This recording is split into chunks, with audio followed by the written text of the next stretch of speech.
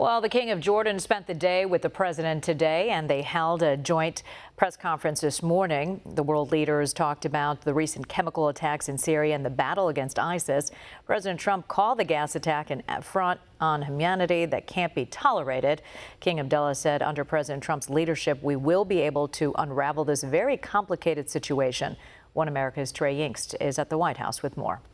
Good afternoon from the Rose Garden of the White House, where President Trump and King Abdullah of Jordan just wrapped up a joint press conference here in Washington, D.C. The two world leaders speaking about a wide range of issues, but the big focus of conversation here today from the Rose Garden was the Assad regime, following that chemical attack yesterday that left more than 100 civilians dead at the hands of Bashar al-Assad. Today, President Trump condemning that attack again and going as far to say that this attack on children, women and children, had a large impact on him. He almost looked emotional from behind the podium as he said, I watched as these women and children were killed at the hands of an illegal chemical weapon. A strong condemnation by President Trump today from the Rose Garden. And we saw his UN ambassador, Nikki Haley, today holding an emergency meeting at the United Nations this morning, giving a further condemnation by the Trump administration. When he was asked by a member of the media what the response would be and how the Jordanians would be involved, he said he is not going to give a preview as to what response we will see from the Trump administration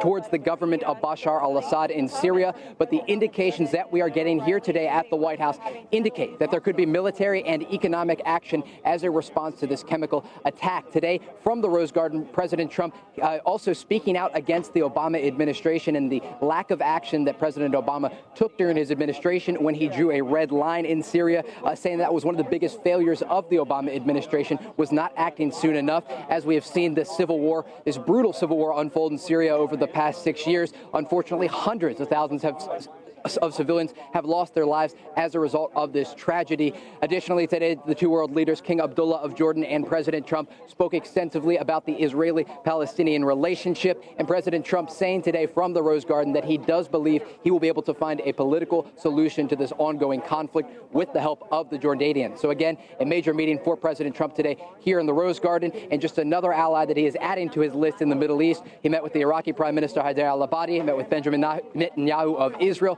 meeting earlier this week with the Egyptian President Abdel Fattah el-Sisi, and today from the Rose Garden, King Abdullah of Jordan.